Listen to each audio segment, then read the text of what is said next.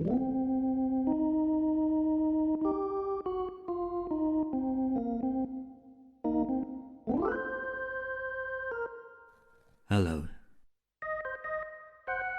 I'm John Patrick Higgins.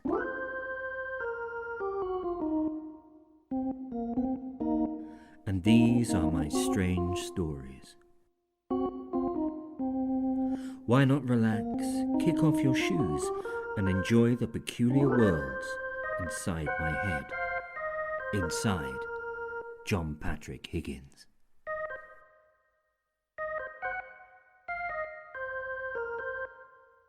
No one remembers the Gatecrasher's name. In 1976, Michael Stipe, not yet the singer of R.E.M., stayed up all night listening to Patti Smith's debut album, Horses. He ate a very large bowl of cherries while he did so. By morning he felt extremely unwell, but he was changed forever. A decade later, Paul Reverb, not yet much of anything, listened to The Poison Boyfriend by Scottish singer Momus and flamed into being. At 18 and freshly reinvented, Paul crashed a house party, the first time he had ever done so, armed with a 4-pack of Tesco's own brand Norseman lager and the lyrics to Momus's The Gatecrasher in his head as a workable map of how to do it. He shows up at the party in a pair of dark glasses his grandfather wore in the war. That was how the song began. It was immediately problematic. Paul's grandfather hadn't been in the war. Paul's grandfather had been Irish, and the Irish didn't have a war, they had an emergency.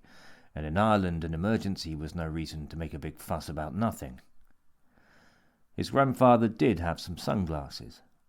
He'd worn them on a visit during the long, hot summer of 1976. He had bought them from a man in the park who was selling ice-cold cans of Coke for £1. The sunglasses were red and heart-shaped and modelled after the ones Sue Lyon wore in Lolita, something that Paul's grandfather probably didn't know, but he thought the sunglasses were hilarious anyway.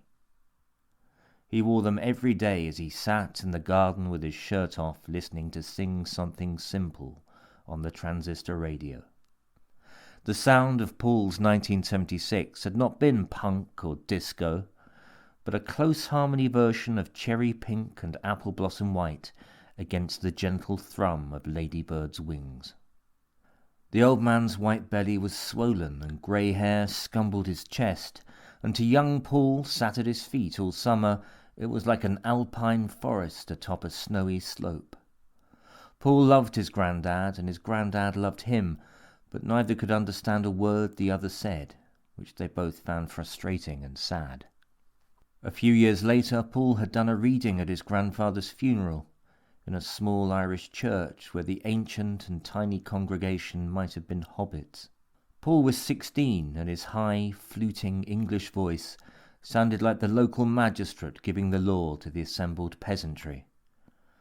Paul had not liked the feeling, but he had enjoyed being the tallest person in the room. The sunglasses were out, but Paul was wearing quiet ticks of eyeliner to the party, which he imagined made him look dangerous. Having slipped into the house by the back entrance, he hid the cans of Norseman behind the sofa and scouted around for some better booze. His own beer was contingency stock. In the song, the titular Gatecrasher looks about the party for something to eat and is disappointed by the spread. But that was a party in cosmopolitan London, or possibly Edinburgh, and the canapes were just laid on. Out in the country there was no food, not a pickled onion or a sausage on a stick, just a table laden with multi-packs of McEwan's, John Smith's and Foster's. Paul helped himself to a warm John Smith's and retreated to the sofa to look interesting. He achieved this by whipping out his notebook and scratching in a few thoughts before passionately scoring through them. He held his head in his hands as though it were loose and about to wobble off the plinth of his neck. He looked slyly about to see if this was exciting anyone. After all, what could be more interesting than a young, thin man wrestling with his art? It was the cornerstone of Western culture and had been since the late 19th century. Nobody was looking. Where were the girls in Bolshevik black that Momus had promised? Whither a trio of vampire brides, busily inventing his mythos as they writhed at his feet? There were no aggressively blunt fringes at this party, nothing approaching a Louise Brooks bob or a Juliet Greco boiler suit. Even Lennon's specs were thin on the ground.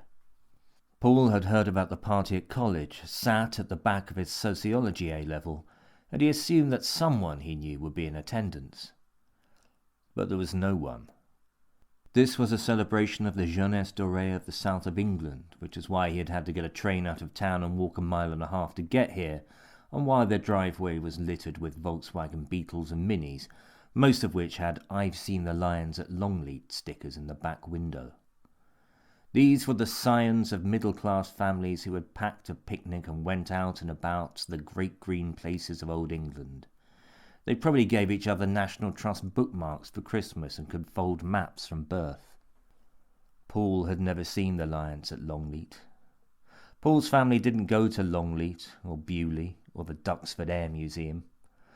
Paul's family holidays were strictly contained in a 2-week block at the height of summer and were entered into grudgingly, like a dental appointment you couldn't get out of. It was the only time Paul ever saw his parents drunk, and they were drunk all day, every day, for the duration of the fortnight. Paul had been 17 on their last holiday and functionally of age, especially in Torremolinos, so he had been pressed into service as his parents' minder, escorting them from bar to bar where they got sloppy drunk on bright sticky cocktails resting on bright sticky counters.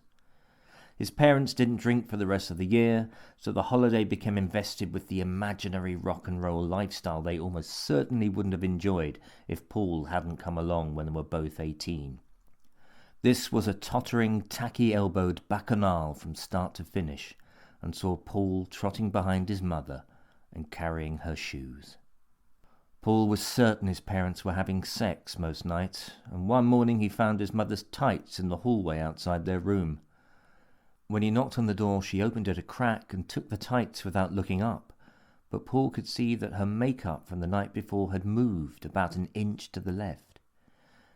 In the background he could hear the sound of his father being sick, so he closed the door and went back to his own room and sat on the balcony, looking out at the distant sea and listening to House Tornado by Throwing Muses on his Walkman.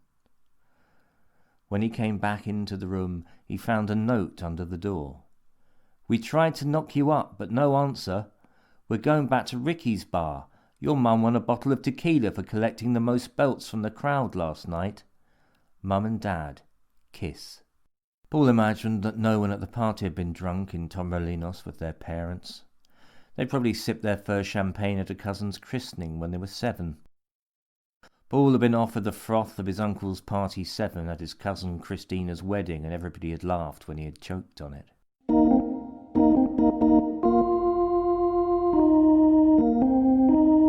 It was a summer party, and everybody except Paul was wearing a lot of white.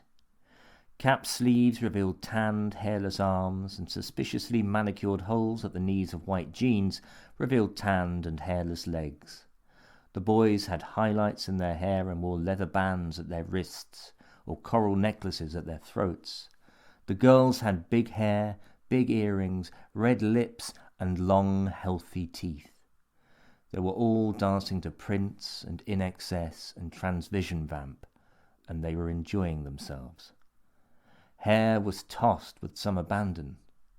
Paul half knew a couple of them from smoking breaks outside the drama block. All actresses smoked, and breaking protocol he offered a couple of shy waves. The girls were pleasant but distant, slightly bemused that Paul was there, as though there had been a category error they couldn't quite process. Paul felt as strange and lonely as a pillar box on the moon. "All right, mate," said a large, healthy-looking boy with crinkly blonde curtains. His teeth could have bitten through plate steel, and they were now smiling at Paul, though his eyes were doing something quite different. "You having a good time, mate? Sitting there on your own?" "Yeah," said Paul, smiling back. "What's that, mate?" said the boy, miming that he couldn't hear.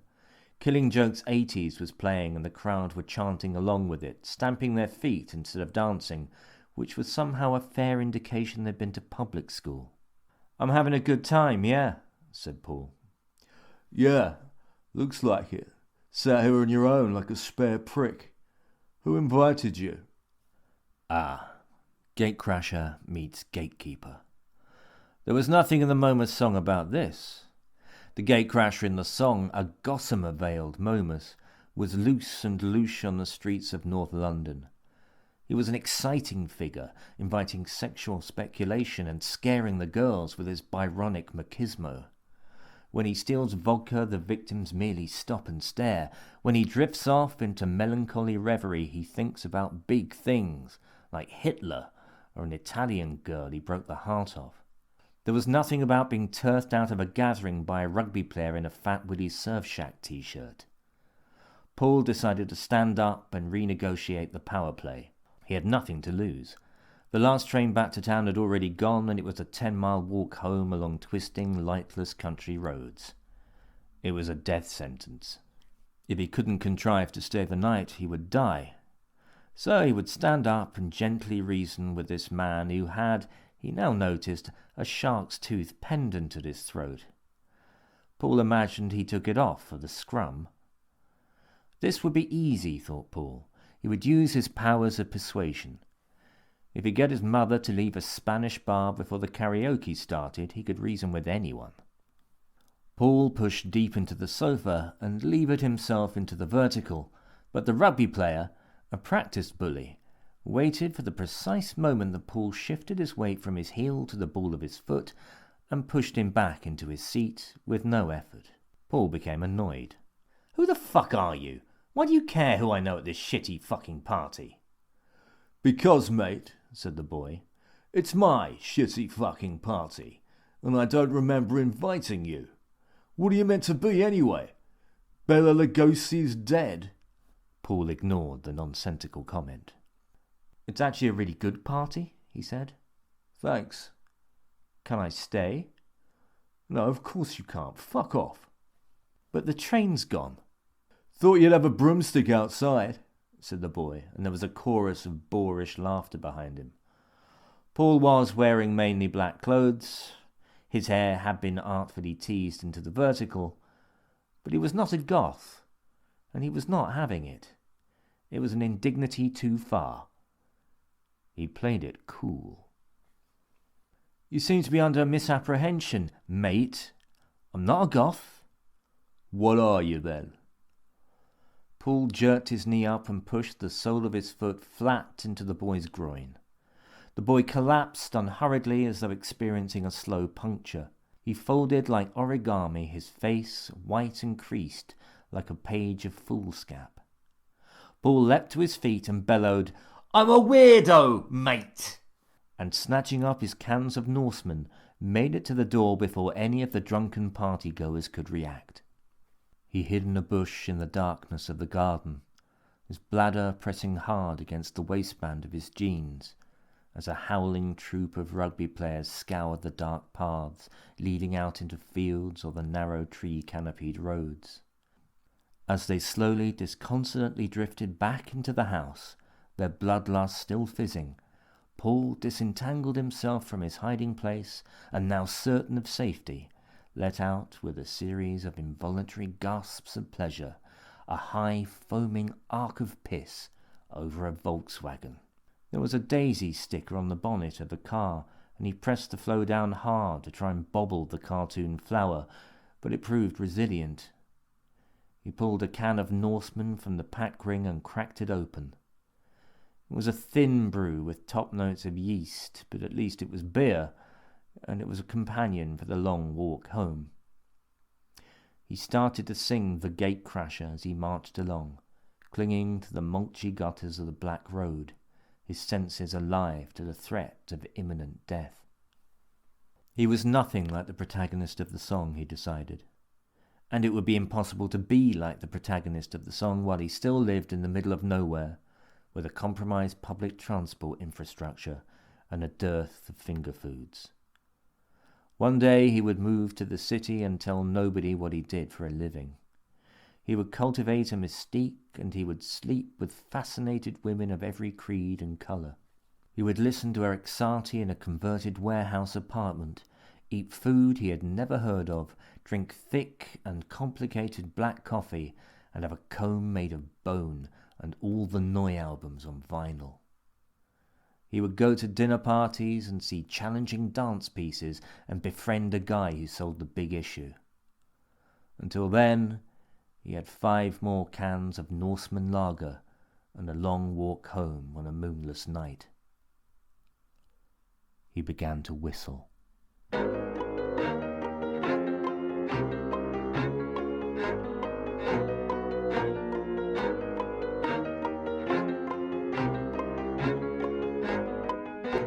Inside John Patrick Higgins was brought to you by the colour blue and the letter G. Written and performed by John Patrick Higgins, it was produced and edited by Graham Watson.